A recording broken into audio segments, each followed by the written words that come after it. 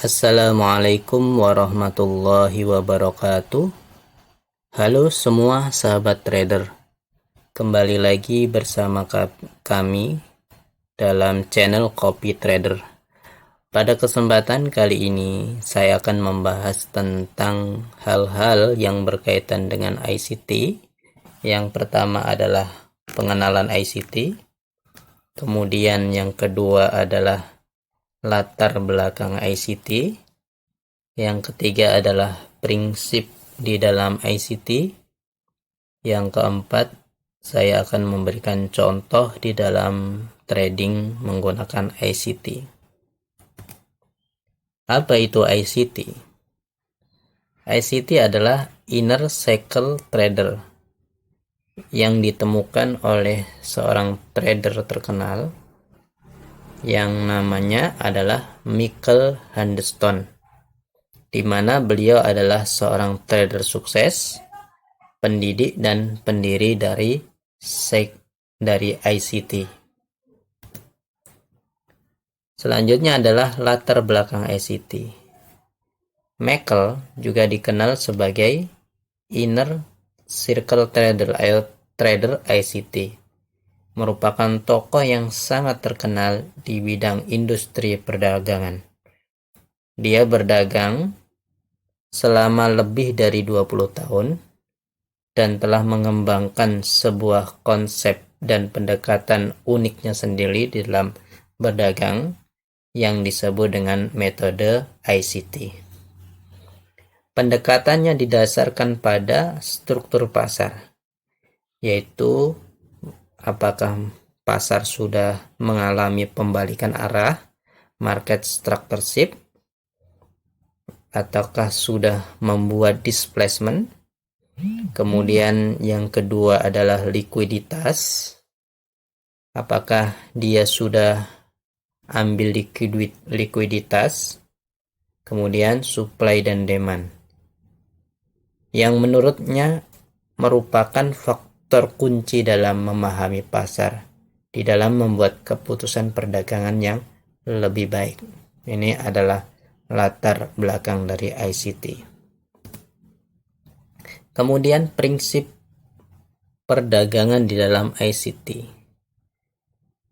Salah satu aspek perdagangan ICT yang mendapat perhatian khusus adalah fokusnya pada pemburuan likuiditas atau likuiditas pool, ya. Kira-kira di mana likuiditas itu? Karena menurut ICT, likuiditas ini adalah sesuatu yang sangat penting. Dan likuiditas inilah yang kemudian membedakan antara metode yang satu dengan yang lainnya. Hal ini mengacu pada praktek mencari peluang untuk berdagang di area pasar yang memiliki likuiditas yang tinggi atau di mana pedagang lain aktif. Jadi, di dalam ICT ini di mana kira-kira likuiditas itu berada. Kemudian waktu kapan terdapat likuiditas. Dengan melakukan hal ini, ICT bertujuan untuk memanfaatkan inefisiensi pasar dan mendapatkan keuntungan dari pergerakan harga yang kecil yang mungkin luput dari perhatian pedagang lain. Jadi dalam konsep ICT ini ada sesuatu yang disebut algoritma. Karena algoritma biasanya dipakai oleh institusi-institusi besar, ya, hedge fund dan lain sebagainya di dalam berdagang. Sehingga di dalam ICT ini kita harus mencari kira-kira di mana adanya likuiditas tersebut. Kemudian yang selanjutnya adalah konsep inti dari perdagangan ICT. Core strategi atau core ICT trading concept. Yang pertama, kita harus mengetahui likuiditas. Karena likuiditas ini sangat penting di dalam konsep ICT. Tanpa mengetahui likuiditas, kita akan sulit untuk memahami metode ICT. Kemudian yang kedua adalah displacement. Displacement ini adalah pergerakan yang relatif lebih tinggi ya, disertai dengan candle yang panjang, itu adalah displacement. Kemudian yang selanjutnya adalah market structure shift. Market structure shift ini adalah pembalikan arah, di mana kira-kira market itu mengalami pembalikan arah. Apakah dia sudah membentuk market structure shift? Dan selanjutnya yang tidak kalah penting adalah fair value gap. Fair value gap ini adalah imbalance. Di mana itu letak imbalance? Karena di dalam konsep ICT, fair value gap ini menurut saya adalah sesuatu yang sangat penting ketika kita ingin memahami, mendalami konsep ini. Kemudian selanjutnya ada order block. Order block ini sebenarnya sama dengan supply dan demand. Area-area supply, area-area demand. Atau di mana kira-kira order block, institusi itu meletakkan ordernya, meletakkan bloknya. Kemudian yang selanjutnya adalah breaker block. Breaker block ini adalah area-area yang sangat penting dalam ICT. Kemudian yang selanjutnya adalah balance price range atau BPR. Selanjutnya adalah inducement. Inducement atau tipuan harga. Selanjutnya adalah OTE, optimal trade entry. Ya, ini biasanya menggunakan FIBO ya. Selanjutnya power of three atau akumulasi, manipulasi, dan distribusi. Selanjutnya adalah premium dan diskon. Ya, selanjutnya adalah silver bullet. Ini adalah konsep-konsep ICT yang harus kita pelajari ketika kita ingin belajar metode ICT. Kita coba lihat bagaimana menerapkan metode ini. Kita lihat di sini ada garis. Ini adalah order block di daily ya. Kemudian ketika opening price. Ketika kita sudah menjumpai order block di daily, atau ini sebagai point of interest, sesuatu yang penting yang harus kita jadikan perhatian, maka kita lihat time frame yang di bawahnya. Ya. Ya, kita perhatikan di sini di area order block. Dia naik, ini membuat manipulasi di area ini. Membuat manipulasi, kemudian turun. Turun dia sudah membuat market structure shift. Ini sebenarnya sudah membuat market structure shift. Kalau di sini berarti dia membuat market structure break. Ketika market structure break ini dia sudah diambil ya, sudah dibuat, maka di sini ada fair value gap. Oleh karena itu dalam fair value gap ini adalah sesuatu yang sangat penting dalam konsep ICT ya, kita harus tahu.